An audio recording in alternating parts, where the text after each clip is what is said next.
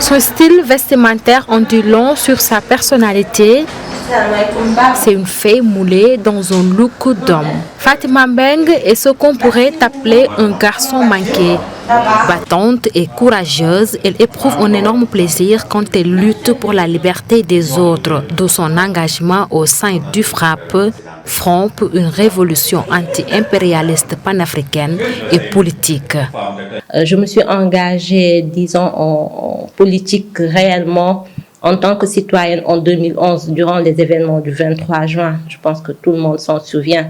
C'est là que je me suis engagée réellement. J'étais dans le mouvement Y en a marre. Par la suite, j'ai fait quelques mouvements et jusqu'à la création du FRAPP.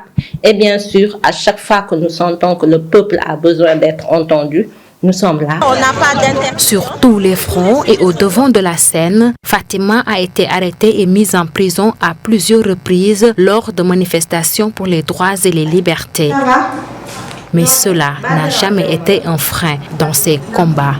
Durant les événements du mois de février et du mois de mars, donc vous savez, j'étais arrêtée pour des accusations fallacieuses. Quand on arrête les camarades, je suis la première à être sur place. C'est moi qui apporte tout ce qu'il faut, déjeuner, eau, etc. Ça veut dire que depuis des années, je connais un peu bien le milieu carcéral. Jeune, célibataire, diplômée en communication, ses collègues la dépeignent comme un modèle.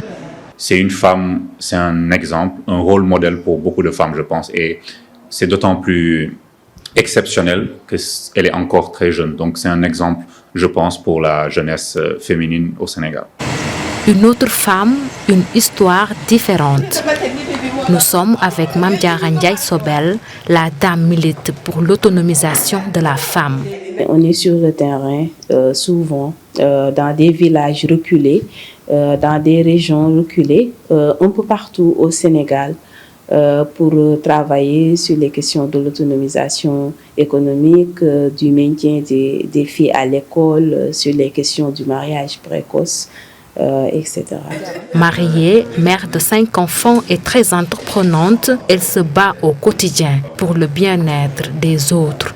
Tu vois une femme qui travaille beaucoup, qui transforme beaucoup, qui passe tout son temps dans les cases foyers, comme on dit, mais qui ne gagne jamais de l'argent. Et on voudrait un peu changer la donne. Et maintenant, en accompagnant ces femmes-là, pour qu'elles pensent plus économique.